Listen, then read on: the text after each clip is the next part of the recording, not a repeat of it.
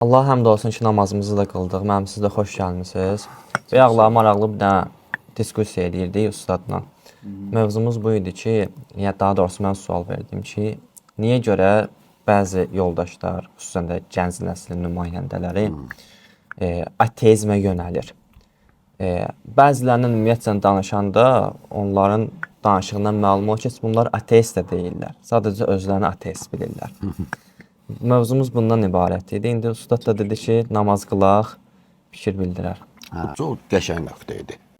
O ateist də deyil. Amma özünü ateist bilir. Bu doğrudan da çox qəşəng yanaşmadır bu məsələyə. İstəyirəm öz aramızda bir diskurs eləyək. Ümumiyyətlə ateizm nədir? Yunan dilindədir ateist. Kəlbəsi Yunan dilindədir. A neyi bildirir? İnkarı. Teist, yəni inanc. İnancın əksi inkarı. Yəni inanmıram. Yəni inancsızam. Bu mənanı bilir, eləmi? Sağ ol.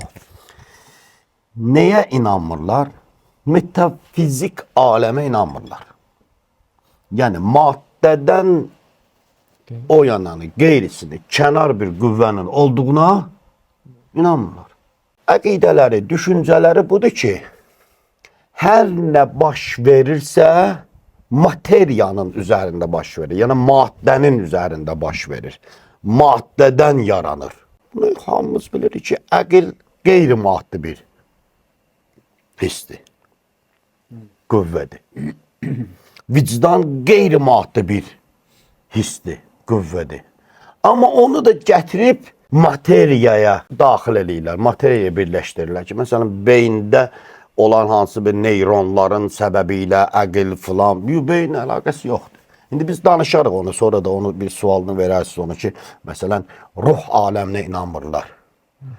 Bütün baş verən proseslər insanın ancaq bu maddi bədənində baş verir. Beyin, sinir və s. neyronlar və s. Yəni, ateist budur. Fizik aləmə inancları yoxdur. Maddəçi də deyirlər bunlara, materialist də deyirlər buna. Yəni, bunlar ancaq materiya, maddədən kənar bir qüvvə yoxdur. Maddədən kənarı bilmədikləri üçün, daha doğrusu qəbul etmədikləri üçün və Allah axtarışına da materiya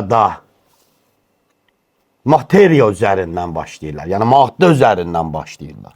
Allahı laboratoriyalarda axtarırlar, ruhu laboratoriyalarda axtarırlar, mələyi çalışırlar müəyyən kadrlarla görsünlər. İnsanın